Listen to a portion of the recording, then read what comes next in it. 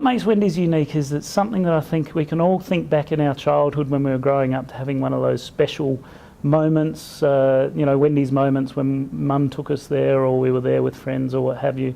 I think ultimately what makes this business is it's a passion. And it's a passion for the products, it's a passion for the people, and it's really a passion for the brand. And over the last 30 years, Wendy's has been built on that passion. And so I actually sit in front of you today and I think that Wendy's is a people business. I actually think it's a people business that is all about a franchise where people have bought into a system where they're looking to achieve aspirations, lifestyles, dreams, whatever it may be. And we as a business partner are helping support that and support that through creating these fantastic products that our consumers love, a brand that people are passionate about and bringing to life. And ultimately it's through those people that we bring all of those things to life. That's why I think Wendy's is a people business. And while along the way we sell a lot of ice cream and a lot of hot dogs and shakes, ultimately it all comes down to the people who bring that to market. It's been amazing, it really has. We've actually started to think about how we could bring the brand to market in ways that it hasn't been done before, taking it to new spaces. And ultimately what happened was cakes has been something that has been a slow growing part of our business for us, but an incredibly passionate one because franchisees get the opportunity to actually express themselves and make the cakes that we sell. When it came to online, we started to see that there was a lot of changing habits in the way people were shopping. One of the things that we found was when we were talking about our cakes, when people were buying our cakes, the awareness that they were at store level wasn't as strong as we would like it to be. And then we started to notice that in searching online, there were a lot of searches going on for these types of products. So we actually have been working on this for some time and actually have just soft launched it, haven't really brought any awareness to it. And we've been really encouraged by the results that we've been getting because people are actually buying cakes online, and we've already got multiple customers coming back to buy cakes online, and so we've been really excited about it. It's actually a new set of business that we haven't seen before. It's a great question because my experience has been in franchising, and I've been quoted a number of times as saying my passion is about creating an open and transparent franchise relationship. In my opinion, you cannot be a successful franchisor unless you have successful franchisees. And that means that ultimately you need to create an environment where franchisees are working together with the franchisor and you're really playing the roles that you need to fulfill. Franchisor needs to be able to lead and drive the business forward through its brand, its offerings, and all the support services that it delivers to a franchisee. A franchisee needs to be able to serve those customers every day with the heart and soul, with the passion that they have for their business every day. Ultimately, those things can become challenging for both parties at different times, and it's really about working together in a very open and transparent way to help drive successful franchisees, to help drive a successful business model.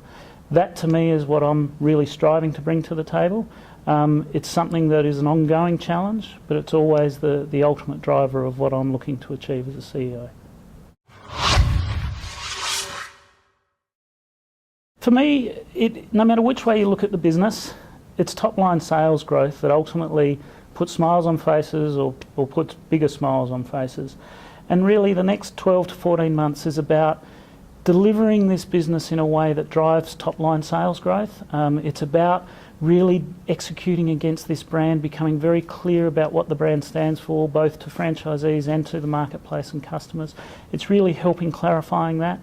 It's then going back to that passion for the product and really driving innovation into the business.